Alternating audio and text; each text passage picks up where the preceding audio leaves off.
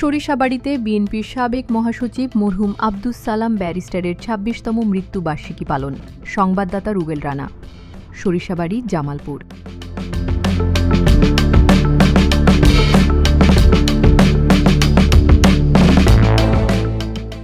আজ ২০ আগস্ট বুধবার জামালপুরের সরিষাবাড়ীতে যথাযোগ্য মর্যাদায় পালিত হল বিএনপির সাবেক মহাসচিব মরহুম আব্দুস সালাম ব্যারিস্টারের ২৬তম মৃত্যুবার্ষিকী।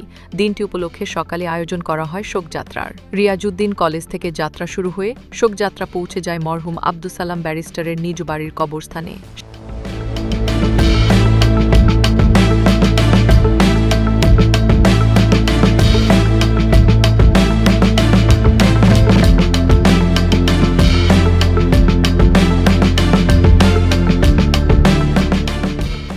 সেখানে ফুল দিয়ে শ্রদ্ধা নিবেদন শেষে অনুষ্ঠিত হয় দোয়া মাহফিল।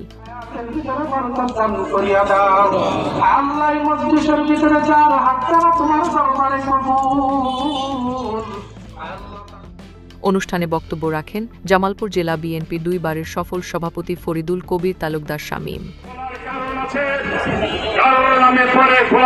আপনাদেরকে জানাতে চাই, শুধু এইটুকু বলতে চাই, পরবর্তী সময়ে আমি দীর্ঘ ১৬ বছর আমি চেষ্টা করেছি।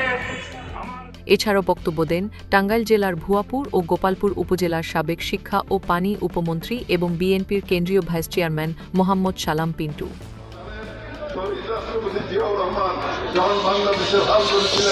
বাংলাদেশকে একটি সুজলা সুফলা স্বচ্ছলা বাংলায় পরিণত করার জন্য, বাংলাদেশকে একটি সমৃদ্ধশালী দেশ হিসেবে পরিণত করার জন্য আবেদনের রাষ্ট্র থেকে বেরিয়েছে।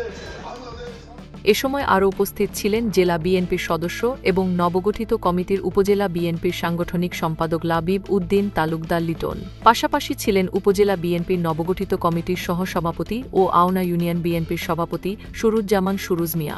অনুষ্ঠানে উপজেলা বিএনপির সকল ইউনিয়ন ও ওয়ার্ড পর্যায়ের নেতৃবৃন্দ উপস্থিত ছিলেন। সকলেই মরহুম আব্দুস সালাম ব্যারিস্টারের স্মৃতির প্রতি গভীর শ্রদ্ধা জ্ঞাপন করেন এবং তার আত্মার মাগফিরাত কামনা করেন।